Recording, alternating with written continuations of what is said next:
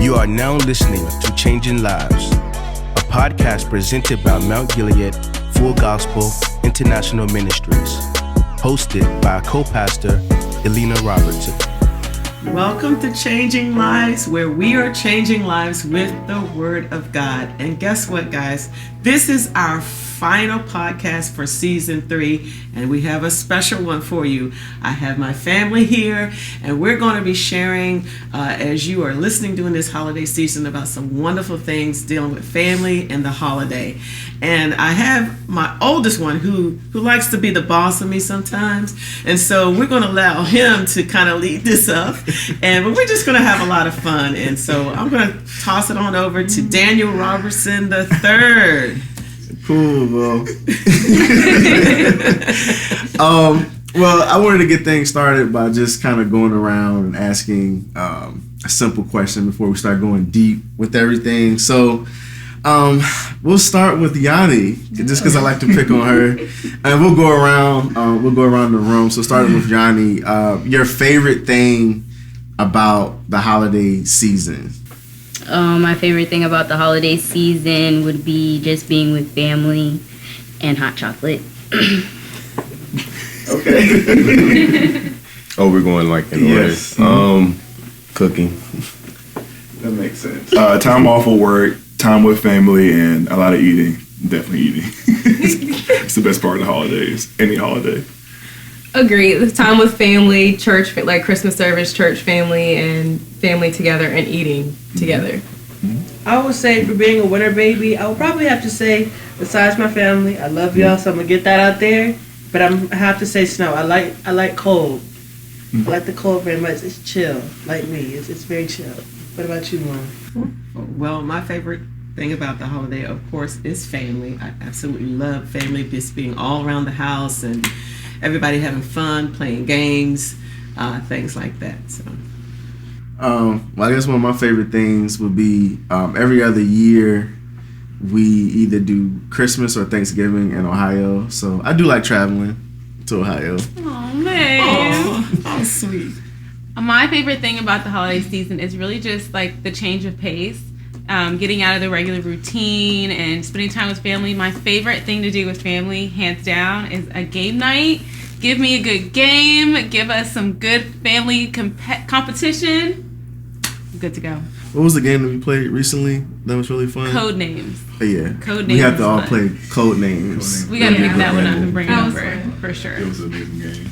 But yeah, so Charity and Dre, and then we're coming to David and Yanni next. So with you guys, with baby Adriel, you guys' daughter, how old is she? She's 6 months. 6 months. 6 Yeah. months. Yeah. So I wanted to see if you guys could share a little bit about, I know you guys have been married for a few years now, but with having a baby, it's like being able to start, family, not that it hadn't already started, but bringing a child into the world, it's, there's a little bit more, I guess, you do things a certain way and you're trying to establish some things. And so what would you guys share just over the 6 months that you guys have learned, or some things that you guys are kind of shifting gears a little bit with now with having a child, your first child?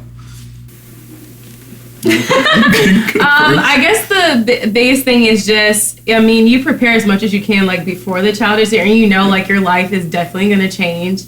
No matter how much you prepare, if there's just adjustments that you're going to definitely have to make, like, along the way. And so I guess for us, we're just kind of figuring out family time, us time, alone time. And so we just actually had a conversation about that, the other day. Okay, we thought that this was going to work. We had this plan and it's not really working. So just kind of shifting that. So I think the biggest thing that we've learned is, like, it's okay to continue to make adjustments, and then also just often being aware of just what's working, what's not working, and family time is, like, extremely important to us. Our time together as just us without baby girl is important as well.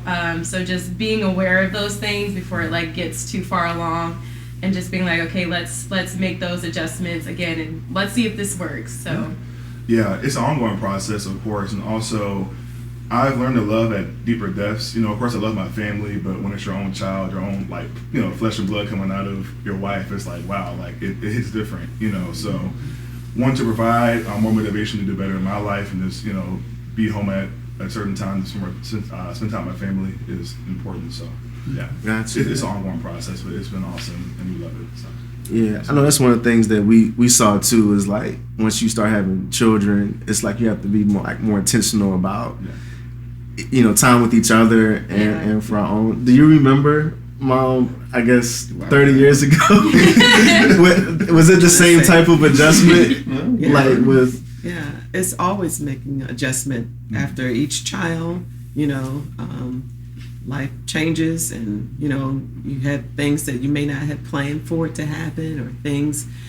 So it's always an adjustment, and I think that's a crucial thing for people to always be in the mood of recognizing things change, things shift. So have that mindset to shift and make adjustments as you go, and not to take life so seriously, but to have fun along the way. Mm-hmm. Okay. So Dave and Yanni, you guys have been married for how long now? 7 months. 8 months. Since April 9th. So, with you guys, I know you guys just moved into your home and still getting things straight and whatnot. I'm assuming that's what's happening since I haven't been invited over yet. But if you, I know we have like premarital counseling at the church. If you guys were to come in and give advice to someone who's engaged, about to get married in 2 or 3 months, what would you say is one of the main things that you guys would say to someone who's about to get married now that you are on the other side of that? You want me to go first? Yeah. Okay. All right. So I would actually give the same advice that was given to me by Dad and a few other people. They was like, oh yeah, the first year of marriage, that's gonna be the hardest year of marriage. And like before I got married, I was like, bro, like okay, like we're just getting married. You have other people that say it's the honeymoon phase, which it is on one side, but I'm like, bro, like I get to live with my best friend. We finally get to move out the house. Like, how is that gonna be the hardest year of marriage? And then I got married, and I was like, okay, like it is not. I'm not sure how to say it differently. It's not hard in a bad way. Yeah, it's just like, a lot of adjustment. It's a lot of adjustment, and it's something that's difficult. It's not negative, but it's a lot of adjustment on both sides. You have to be very open with your communication, because all the little things, like 10 years from now, I may be able to do something and not say anything, and then she'll just pick up on my intentions behind it.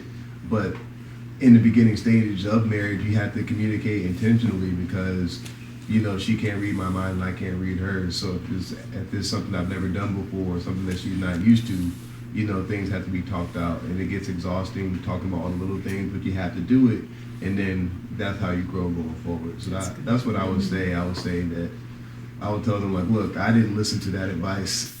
Well, I listened, but like I didn't think it was that true. But I would really emphasize that the first year of marriage, there's aspects of it that can be difficult. I definitely agree with Dave. And also, I would give the same advice that I was given as well. But just to know that it's different to know something than to actually act it out. So you can know what's right, or you can know that you have to communicate, but sometimes it is difficult. Sometimes your feelings get in the way, and you just have to understand that it's about your marriage and you as one unit, and not just about yourself. Got you. What's been the I don't want to say most difficult, but most interesting thing about, I guess, making the move into the home? I would say the amount of space, because we went from an apartment to a house. Mm-hmm. So it's just understanding what you have to do in each room and how each room flows together. And that things cost money. Yeah, I would say the most interesting thing is being able to kind of plan out and map out what you want in your house, kind of designing it, and kind of seeing things become your home little by little. like that type of deal. So I'll say that's the most interesting because we're going like room by room to design like each room the way we want it and taking our time with it. But I'll say that's the most interesting. What was y'all's first adult purchase? Meaning like Washer and dryer. I think that was ours too. What about you guys? Like the first one that was like Like an adult. Yeah. We already had a wash and dryer. I'm trying to think. I don't know. I couldn't Table. Yes. Our dining set. Yes, our dining room set. Yeah, our dining room because we didn't have a table or chairs. Yeah, that was our first adult purchase. Yep. Do you remember yours? It was living room furniture. The striped green one? No, actually, it was our bedroom set. That was the first thing that we purchased. Yeah, it was a big whole unit, with shelves and all that surrounding the bed and everything. Yeah, ours was definitely washer and dryer, and then it was the sofa at our house. Now it was like, because also you begin to realize you may try to cut corners at first, and then it's like, okay, now I know I need to get something that lasts. Right. So yeah, that's good. I always like to ask people that, like their first purchase, where it was like, I never saw myself spending this much on a whatever. But as we living with your parents, sometimes you just don't think about stuff like that. It's true. So starting with Beth, and we can go around the opposite way. Favorite Christmas movie? Favorite Christmas movie has to be The Grinch. And it has to be the Jim Carrey version, the real live-action people version of The Grinch. Family tradition. My family watches it every year, and I love it. I think that would be mine too.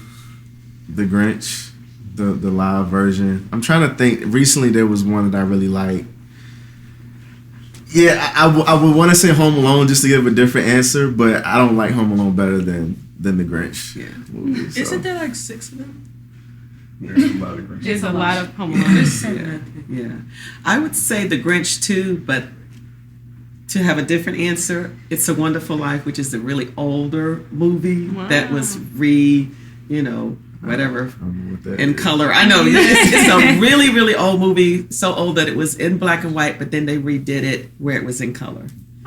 Check that one But out. they just redid the actual movie. It wasn't the characters. It was the same movie, but they colored it. They colored it. That's Yeah. cool. Yeah. Colored it like up to date. Yeah. They colored it in like a coloring book. Yeah. I would probably say my favorite Christmas movie to be different from everybody else, because I know Beth gave The Grinch, Daniel gave what he gave, and of course she gave something with the movie changing the color. I would probably say. No, I'm not saying changing the color in a bad way. It's just imagine the color. I'm saying it in the nicest way because I don't know how to put it. All right. But I would probably say my favorite Christmas movie would be the Home Alone movie when they were all stuck in New York and they were like passing Kevin. Where's Kevin? And they were just looking when they were that had me laughing. I would say that's my favorite Home Alone movie besides the first one. Well, we know you don't like The Grinch. Yeah. You and him. You met The Grinch. We know She you was have looking at him like she had an attitude with The Grinch. I was 8 years old. I couldn't help myself. Now nowadays that would be a different story. So for the viewing audience, Mariah met Insert picture here. quote unquote real life Grinch It's insert at video. Universal Studios, Yeah. I believe. Yeah, we were in Universal. And her and We were in the Florida. character got into it. We got into a little Tussle. pow pow. Not physically. Not physically. If it was physically, that would have called security. But I'm gonna say it was verbally. I said, because I'm telling you one thing. When I say my part, I'm staying to it, and I'm gonna say it. I got Coco. All right, Cherry, your favorite movie? I like Christmas rom-coms. So this is really like an all year round one, but it has Christmas scene in it. So I'm going to go with The Hating Game. That's my favorite rom-com. But if it's something that just purely Christmas, it is. Watching the audience. It's through it the is Christmas not a season. Christmas movie. All right, fine. I have another Christmas movie then. Okay. I like Holiday in Handcuffs. Okay. I haven't seen that. It's also a rom-com. Oh, you and these rom-coms. All right, now my favorite movies are Jim Carrey's The Grinch Stole Christmas, and there's a rom-com called Love Hard. It's really, really good. Came out last year. Okay. Y'all are meant for each other. He watches rom-coms with me all the time. Okay, I've been thinking this entire time, and I honestly don't know what my favorite Christmas movie is. Does Friday count? Wait, does anybody like Elf? Because Elf is a good movie. Elf is That's so You funny. would like Elf, but you haven't seen it. I watched it when I was a kid. I don't remember. Yeah, you would think it was funny. Like mid-tier. You talk about Elf with Jim Carrey? No, Will with Ferrell. Will Ferrell. Oh, Yeah, I don't know. Well, I'm sorry. Different. I'm sorry. Days. I was thinking really hard. Well, Christmas cartoons, Charlie Brown Christmas, Charlie Brown was trying. No. Charlie Brown. Rudolph the Red-Nosed Reindeer. We're just gonna watch it. We tried. Spider-Man. That's not a Christmas movie. It's Christmas. We'll come back to you. And my favorite Christmas movie is The Polar Express. Oh, I forgot about that one. A little It's so sad, cute. yes, A but little it's sad. it makes That movie, I remember being very slow paced. It was kind of Right. It's so you just sit there and you fall asleep to it and drink hot It's not cocoa. a You don't like express watch at the all. whole thing. I love the little songs they sing in that movie, though. Oh, yeah. I know them by heart. Cute movie. So, Mom, so I'm 30. Mariah is 13. 17-year gap. Okay, so 17-year gap. I talked to some youth pastors, and I also talk to parents sometimes, just to get different perspectives. But for you having parented kind of in the right before technology hit, when technology hit, and as it's advanced, what differences would you say that you see as far as from a parent's perspective with dealing with teens that can maybe help someone that has teenagers right now? Right. Well, I would say influence. Influence has been a major difference from when you came along and other ones. I felt like I had more influence because I didn't have as much competition with technology. And so I was able to kind of have more of a handle, I would say. Not that I don't have a handle now. It's just a little bit more, effort I have to put into it. And so then now with Mariah, technology has really been a major shift and change, because you go from you're being the main person, and then maybe your youth pastor and people that are physical human beings that influence your kids, to now you have who knows who that could be influencing and helping to shape their minds. And it's just kind of like an abyss that it's in. Of course there's a lot of good things in it, but it can be a lot of bad things if you don't have a handle on it. And so for me, I think my parenting has been more intentional, and I have to be more on my P's and Q's than ever. Not to say that you guys didn't give me a run for my money, because you did, but because I think when you talk about right when technology came into play, I think all of you could probably chime in to say that I was pretty tight on that, Yeah. But it was easier though, I think, because with me it was my first being on the internet was like AOL, like dial-up. So took forever. Yeah, I remember having to load in, wait for it to ring in. Yeah. But even when you had a phone, it was shut down. Yeah, well, back then we had. And it wasn't an iPhone. Yeah. And my first iPhone was one that you gave to me. That was your old one. Yeah. You didn't have like apps and stuff yet. It was just like the App Store didn't exist The yet. bare bones. So it was just like text and call. But even before that, like it was like I may have had 30 minutes of computer time. And I was just getting on AOL, check my emails. Yeah, may you get didn't on have an Amazon. open Yeah. door where you could just get on it whenever you want to. But even with the phones back then, they had it where you paid for hours or whatever Oh, yeah, to man. get on it, Yeah. and then there was parent controls. There's parent controls now, but it's just a big, array of things that you have to be more intentional about controlling. And so for me, I know I've had to make the adjustment with saying, okay, I have to be more, like I said, on my P's and Q's of watching what is available and what options, are out there now, and not just say, oh, free for all. No, let me check it out. Let me look into it, see, okay, where is it coming from? What kind of influence would it have on, of course, in this case, Mariah. But yeah, I would say the biggest thing is influence has changed differently. Yeah. Okay. Yeah. So Mo, what advice would you give to another teenager who's looking to get closer with God? So I know you're going through a devotional. You've been through different devotionals and different things. So someone who, let's say, they just got saved or they want to know God more, what would you say they should do?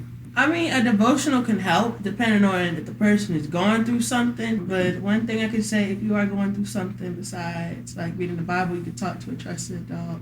Like how Daniel said, a youth pastor or a sibling or a family member, somebody close that you know that you could trust with it. Parent. That's why I just said I put it at you. Well, that's good. So yeah, I think that it's definitely important. Like I said, I've seen Mariah, have different devotional books and different things, and also other youth at the church. So I just always find it interesting for. And I see youth kind of sharing with each other, I'm doing this and doing that. And that's been a lot of some of the success that we've had in youth ministry is coming from within. So yeah. And I would say that along the lines of being intentional, I've been very intentional about making sure she's being trained in devotions. Of course, you guys, you remember those drives to school, yeah. Where each of you had that opportunity to lead devotion, pray, read a scripture, and I still am very intentional with her. And so the devotional, like she mentioned, is very important, but just staying behind her, not making her do it because she has to have that desire herself, but nudging her, and providing the tools to keep her, focus on what's the most important thing. So. Okay. So let's go to another interesting question, and let's go couple by couple. So I'll start here. Sure. Least favorite holiday food item? Cranberry sauce. On the sandwiches, like not by itself, but like on the turkey. On the turkey sandwich. It's not good. Depends on what type of cranberry sauce. Are you talking about the gel? The gel, yeah. Oh, that's gel, cranberry sauce. Yeah. That's like- but the way the Yeah. chef makes the cranberry Yeah, sauce. spread it on something. I like the gel one. There's something It wrong. really When you looks like a slice square. Yeah, it's literally It wiggles cranberry like Jell-O. jello. It's like Jell-O. That's nasty. It's so processed. You pour it out the can and it's It's not even a sauce. It's not Yeah, you natural. can see it. It's made Not a sauce. It's It's jello. It jiggles. I'll buy you that. I'll put it in your stocking this year. It is so disgusting. If you really want it. That's nasty. But my least favorite is the coconut cake. I only like coconut when it's toasted, but like it's just too much. Coconut cake is really The good. flavorless one. It's too much. Interesting. All right, Mom and Mariah, what's least favorite holiday food? Let me go first. You 'cause go I know first. You go first. I would say stewed tomatoes. Stewed tomatoes and black eyed peas. Is that like New Year's? Black eyed peas is like a New Year's thing, Yeah, right? New Year's. Is stewed tomatoes in there with that? Yeah, stewed tomato. Yeah, We never did that. I don't think we have Yeah, either. we grew up. Oh, that's why we've never had it because you didn't. Yeah, didn't like it. Yeah, right.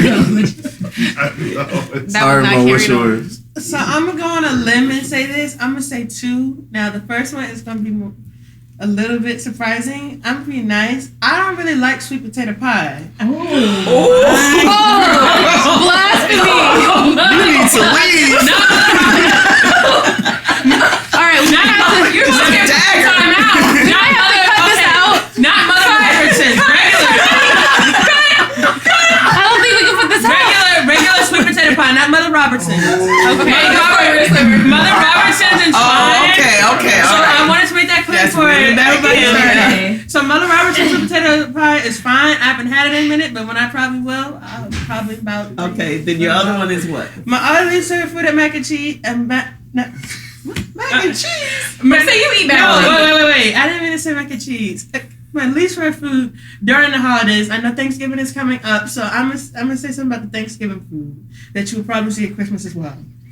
Collard greens, that's my pet peeve. If they're not Okay. You don't like the smell? I don't like the smell, I don't like the texture, I don't like the flavor. I think I've tried collard greens before and I don't mess with it. Okay, all right. All right, Beth, what's yours? My least favorite holiday food is ham.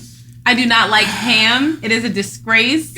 You sound like the guy from Green Eggs It's just and not Ham. good. I do not like it. I do not like ham. Call me Sam. Say my am. I do not like Green eggs and ham. I think I have one that everybody can agree with. Okay. But it's a certain so Uh-oh. turkey.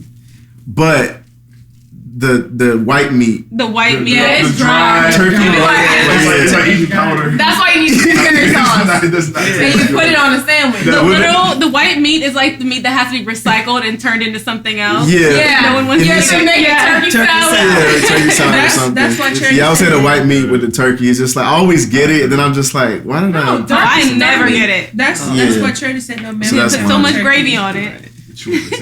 Yeah, the gravy. Soften it to the gravy. All right, let's go to the chef and his wife. You can go first, babe. My least favorite is turkey altogether. Oh. You don't like the turkey? No, honestly, I like fried turkey, Oh yeah, that's good. but like Okay. baked turkey. That's cool. I feel like I'm being difficult 2 questions in a row. Because I feel like if you don't like something, it's because it's not made the right way. Like I've had something of everything listed that I've liked before and not liked before, depending on how What do you it's made. typically not like? Like just typically. I'm You trying just to think. undo. do you like stuffing? I've had good stuff. Me too. Me Like too. On a Stuffing regular is my basis. favorite.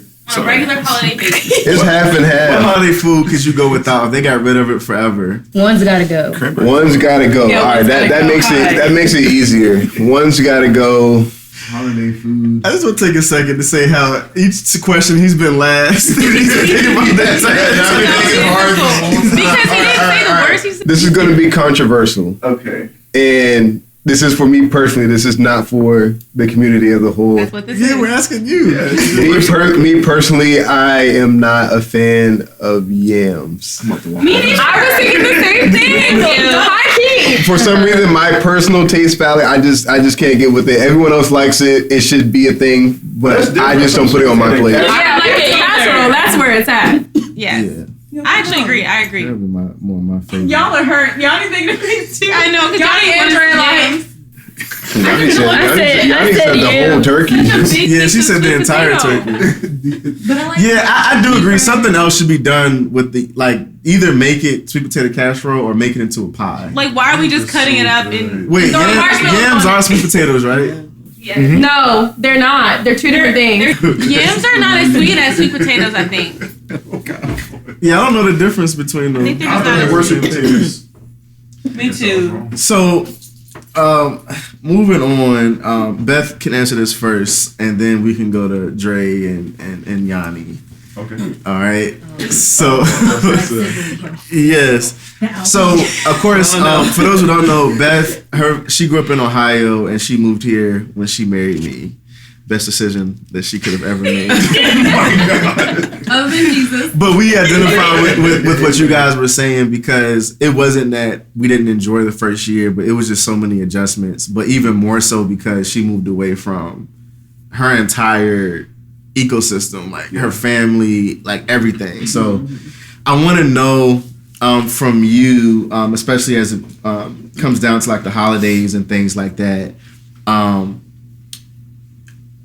What are the adjustments like? I know it's 8 years later, but like, what were their adjustments like? And also with us now having our own family, I know we still do things as an entire family, but even in our household, what are some of the things that you are trying to establish? Whether we want to call them traditions or whatnot. What would your answer be to that? Yeah, so speaking first to the adjustments, it was definitely different because when you've grown up a certain way for 20 years, that's how old I was when we got married. So I was 20 years of doing something this one way, and then you come into a family that's been doing it a different way for so many years. And so that was a big adjustment. I think the first year we got married, I think do you remember if we had Thanksgiving here or if we had Thanksgiving? I can't remember which way it went. I can't remember the first. Thanksgiving, I feel like it's more kind of like it didn't feel so different. I think Christmas is the holiday that felt most different to me. And like my family is like really wild at the Christmas holiday season. It's just like so much happening all the time. And like I remember my first Christmas here, I walked in and like everyone's just so calm and chill. There's no hoopla happening. Like it was just like everyone's just chilling out. She told me it was a little bit boring. I didn't say that. Really? I don't remember using that word, but it was a different pace. Now that there's like so many more like kids, Mariah's personality really blossomed. Like there's a lot more going on now for sure. Mm-hmm. But my family is very what word can we use? Ecstatic. Yes, very lively, very, it's just, and then when we're all together, it's just a whole lot of hoopla, like I was saying. So that was a big adjustment at first, but I have very much so grown to love Christmas on both sides, and I love them for the differences that they have. And so that was an adjustment at first. And then I would say with our family, I think that it was always important, like I said, we watched The Grinch every Christmas Eve, just our siblings, every year together, every year. And then we would grab hands and sing the Whoville song. Like we would sing that, just the 5 of us siblings every year and just be weird. And so we would sing it. I know. And so we just had these things that we did every year. We would all bum rush my parents' bedroom and jump on their bed. It's Christmas. And then my dad would be like, get out and wait for me to come out. Because we weren't supposed to do that, but we did it anyways. So I want to kind of create, things that we do in our own ecosystem for our kids as well. I want them to be a part of the Christmas decorating to an extent, And so this year Zara's already asked, when are we putting our tree up? Because Gma already has all her trees up. And she's like, I haven't seen any Christmas decorations, Mom. Excuse me. So she's already got me on a calendar and schedule. So it'll be fun to decorate with them and just, doing stuff as a family ourselves and making it our own. Dope. I think I have the easiest of adjustments between Yanni and Beth because y'all both have family out of state. So I can see my family for both holidays every single time. The biggest adjustment for me is going to sound pretty selfish, so just a warning. I'm an only child. So every year for Christmas under the tree, like most of the presents were mine. Here you go, Trey. I come here, I see like 100 boxes under their tree. I'm like, okay, cool. Here you go, Dave. Here you go, Charity. Here you go, Daniel. Dave again. Daniel again. Okay, here you go, Trey. But all jokes aside, you be salty over there. No, I'm good. All jokes aside, it's been awesome. Christmas with you all is very different. I wouldn't call you all boring, but it does feel a little more traditional than what we normally do on Christmas. But I've embraced the culture and I love it a lot. So yeah, as far as traditions goes, we haven't started any of our own, but my mom will watch The Christmas Story with me every single Christmas Eve. So we can start doing that this year. There you go.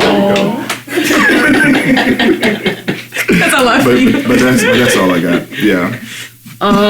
So we haven't had a holiday together married yet. So we're going into that. Yeah. So this is our all right now. So we're going into that. And we've kind of tried to make a schedule, some sort of where we will be for Thanksgiving, where we will be for Christmas, and things like that. But I do believe that I have had it easier than Beth because my immediate family is still here. I mean, like, if I'm here for Thanksgiving, I can go and spend an hour with them if I really wanted to. So I enjoy that, most definitely. And we don't have any traditions yet, but we'll think of something. No, not yet. It's on its way. It's on its way. It's a tree with the lights already on it. All you gotta do is just plug it in. Thank you. Yeah, that's the way to go. That's the way to go. The way to go. Christmas tree, wreath on the door, lights on the banister. Oh, y'all getting fancy. Oh my God. That's it. Inflatables are next. That's the one. No. Inflatables. No. We're good off those. In the front yard.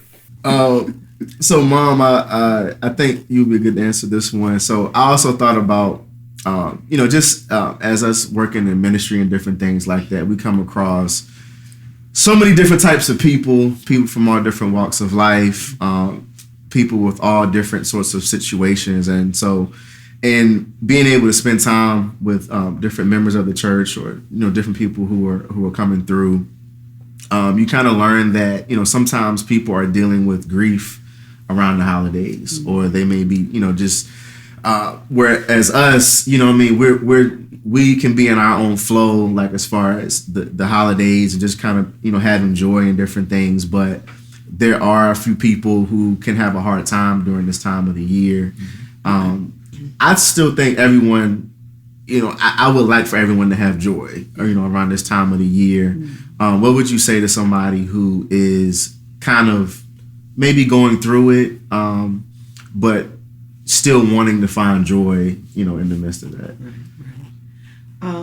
Well, first of all, just my heart being sympathetic to those who are experiencing, whether it's grief or loss, or just the first holiday without, someone, or maybe you're dealing with even sickness in your body, or things just are different than what it used to be. And so my heart goes out to you. But the other thing is this, that the whole thing about Christmas, we always say Jesus is the reason for the season, but when we really focus in on that the greatest gift that could ever have been given was given during this holiday season, and it really was a seed planted in the earth realm, a seed of how we ought to ourselves be givers.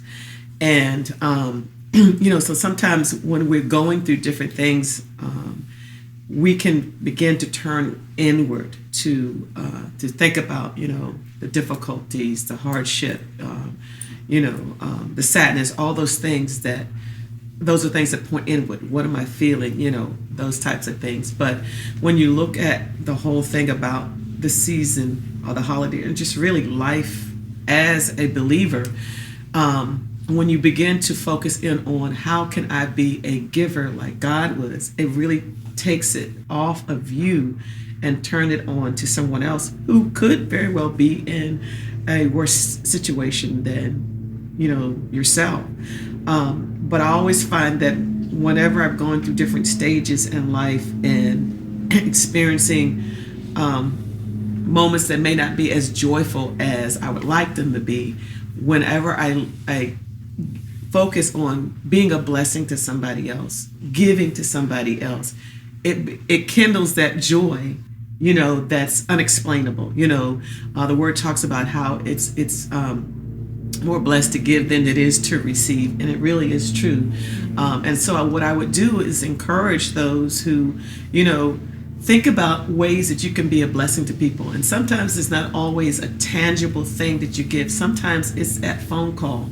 You may be, in your home alone by yourself, but what about you maybe reaching out to someone else and just giving them a call, praying with them, or just saying, you were on my heart, you were on my mind, I just wanted to reach out to you, and just see what does that do for you. And I guarantee you that if you do those types of small measures, or it could be a big measure, we as our church, we like to give, a lot during that season, but also I believe as a whole, individuals within our church, they have that giving spirit to be a blessing to somebody else. We usually try to reach out within our own, for our own family that we have here. I know you guys have grown up and you have your own cluster, but we look to see what family can we be a blessing to? Who can we, get some toys for, some clothes for, and it just turns it off of ourselves, and it really just, like I said, kindles that spirit of joy. So I think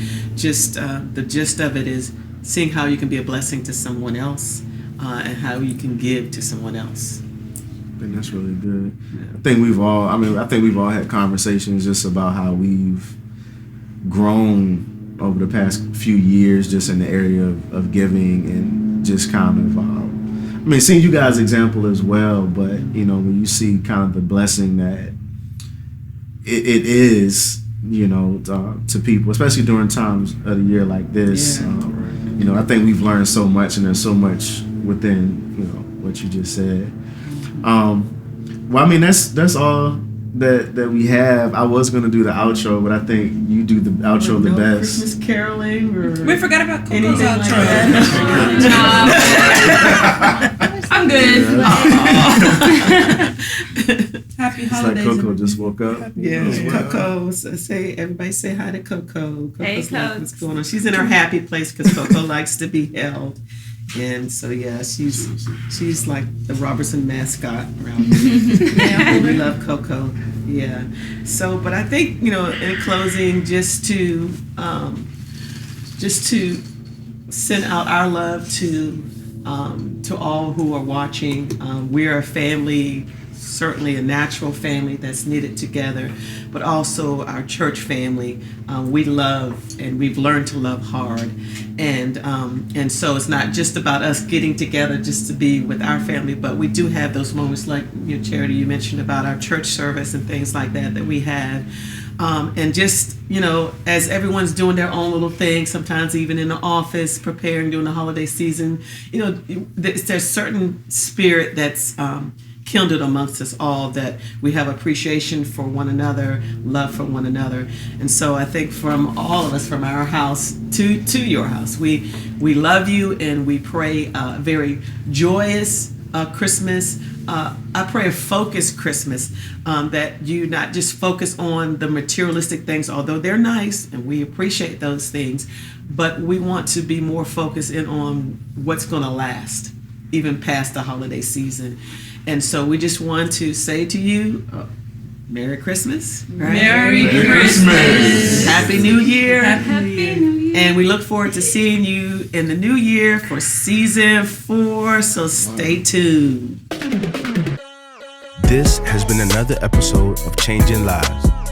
Be sure to subscribe to stay updated on new episodes. Also, find us on the web at mountgileadfgim.org and follow us on Instagram at mountgileadfgim.